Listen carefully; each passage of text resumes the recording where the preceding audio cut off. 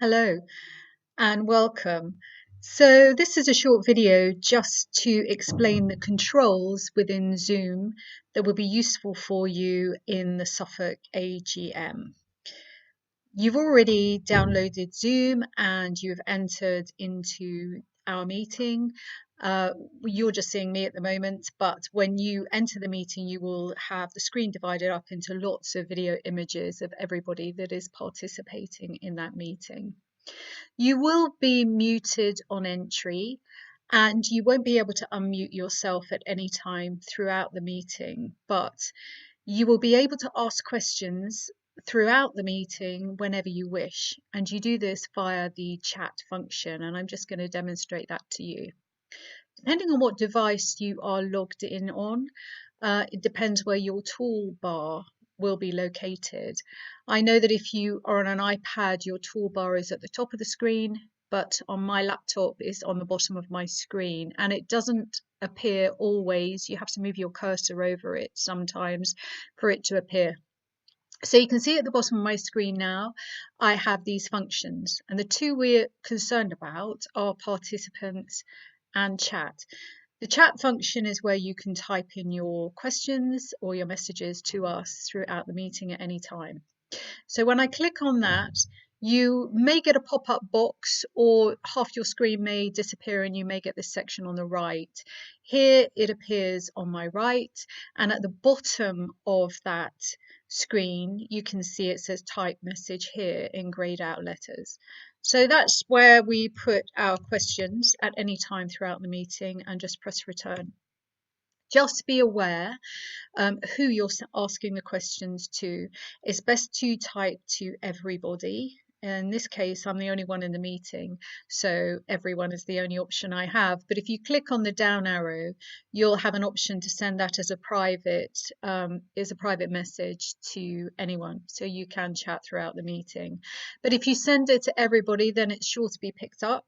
And if we want to ask you for any answers or for feedback, then I will unmute you and you'll have the opportunity to speak.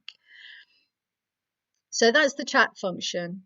The other function we want to use during the AGM are the yes and the no controls, the non-verbal controls. And these are found in the participants section of the toolbar. So if we click on participants, that didn't work. It did now.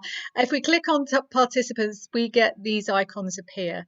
The ones we want to concern ourselves with are the yes and the no icons. Hopefully you won't need us to go faster or slower. So yes and no. When we ask you to vote, you simply click on participants. You get these icons appearing on the right hand side or in a pop-up box, and you click on the appropriate one. You just click on it once. You know that it's registered because you will see your name up there. My name on the right has now got the yes icon next to it.